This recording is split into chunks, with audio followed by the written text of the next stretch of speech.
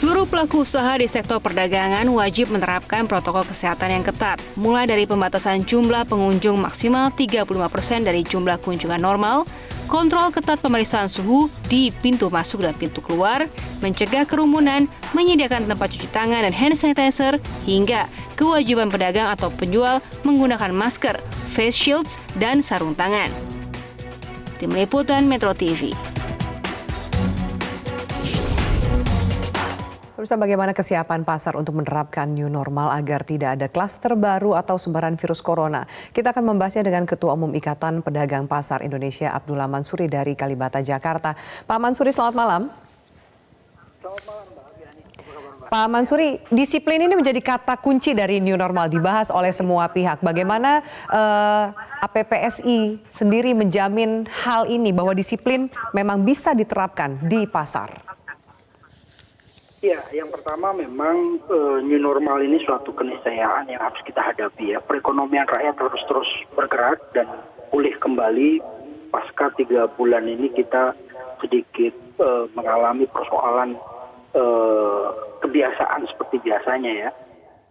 Ramadan ini musim panennya pedagang, tetapi kita cukup drastis mengalami penurunan. Maka mau nggak mau kita harus mempersiapkan diri, kita harus mendorong bersama-sama bekerja, pedagang, anggota kami bersama dengan pemerintah daerah, bergotong royong untuk mempersiapkan kehidupan baru, ya, mempersiapkan cara-cara yang baru untuk menghadapi new normal. Salah satu yang kami dorong adalah pertama, melakukan rapid test atau swab terhadap pedagang dan pengelola pasar. Itu menurut kami hal yang paling penting yang harus dilakukan pemerintah daerah dan pemerintah pusat. Kami hari ini merilisnya ada 382 orang positif pedagang. Ini di 65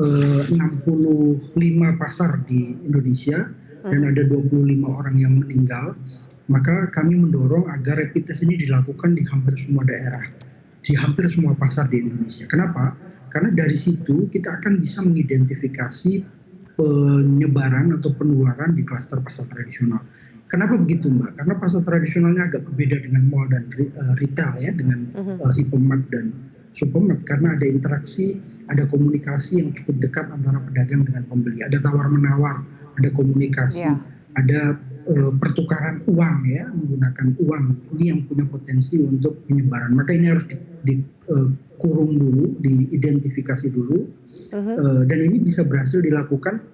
Kami kerjasama dengan pemerintah daerah Kota Padang melakukan rapid test dan swab di pasar-pasar. Memang tinggi, tapi itu bisa memperkuat kedisiplinan pedagang, kedisiplinan pembeli untuk menggunakan masker ya. Pemerintah daerah juga menyiapkan hand sanitizer dan seterusnya. Pola-pola ini harus kita lakukan agar kita bisa mempersiapkan diri agar penyebaran itu tidak kuat meluas di ya. pasar-pasar. Oke.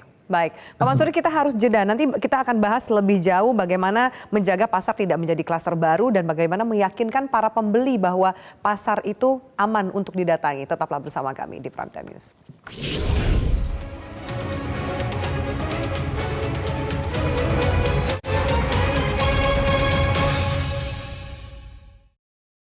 Baik, Pak Mansuri, kita lanjutkan dialog kita. Pak Mansuri, ada surat edaran dari Kemendak sejauh ini bagaimana melakukan new normal saat membuka pasar dan juga pusat perbelanjaan dan lainnya. Apakah sudah siap dijalankan atau masih ada kendala di lapangannya? Iya, memang saya harus akui, Mbak, surat edaran nomor 12 tahun 2020 ini memang ada satu poin yang kami sedang melakukan komunikasi ulang dengan Kementerian Perdagangan. Ada poin 3 yang meminta agar pasar jam operasionalnya dibatasi. Mulai jam 6 pagi sampai jam 11 siang. Nah, persoalan bagi kami adalah beberapa pasar itu melewati 2 fase berdagang ya. Mulai dari pagi sampai sore, malam sampai pagi. Ini 2 pedagang yang berbeda, 2 variasi yang berbeda, 2 termin yang berbeda. Nah, ini yang sesungguhnya kami akan dorong jangan sampai surat edaran ini mewajibkan kami untuk berdagang pada saat jam yang sama, karena kami menyampaikan kepada beberapa anggota kami di bawah, protokol yang dilakukan oleh pedagang dan pengelola pasar di pasar tradisional antara lain adalah pengelola mengatur ulang jarak antara pedagang satu dengan pedagang yang lain. Ini untuk jenis lapak ya. Ada dua opsi.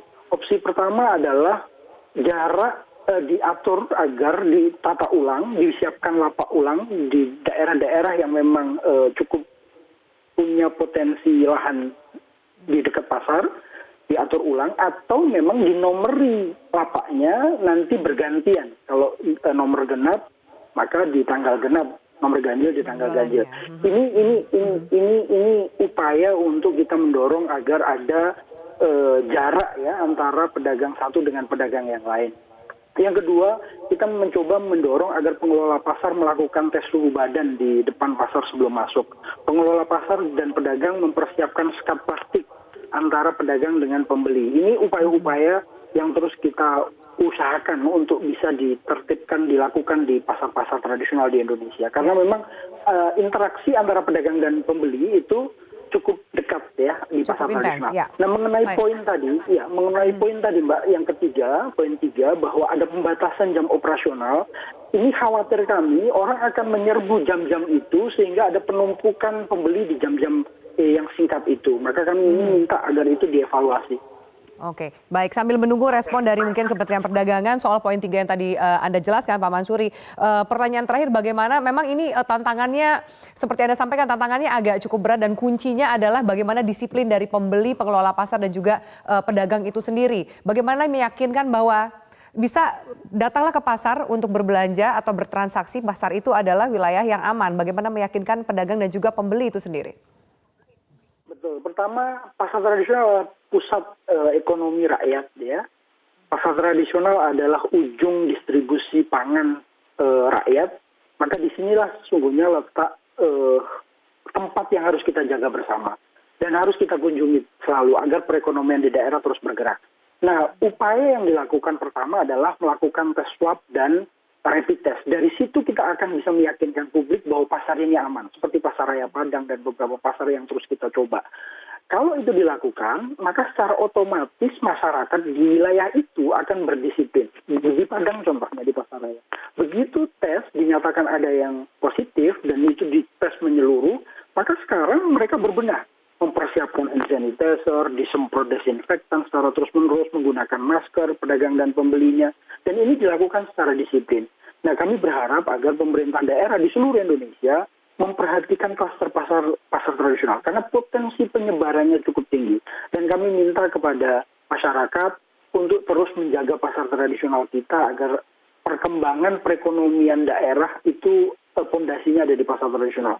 Kalau kita bersama-sama menjaganya, kita bersama-sama berkunjung ke pasar tradisional, berbelanja di pasar tradisional, itu yang akan membangkitkan ekonomi daerah.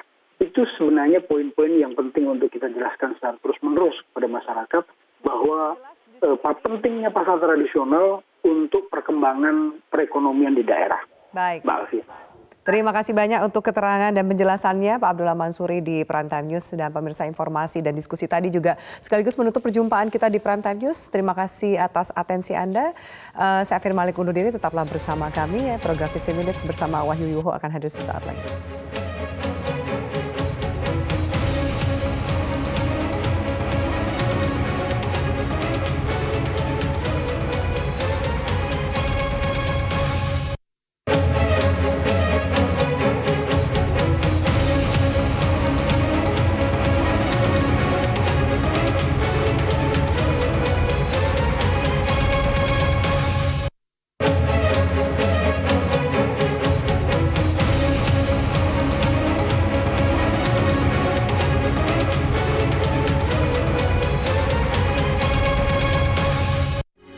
Metro TV, knowledge to elevate.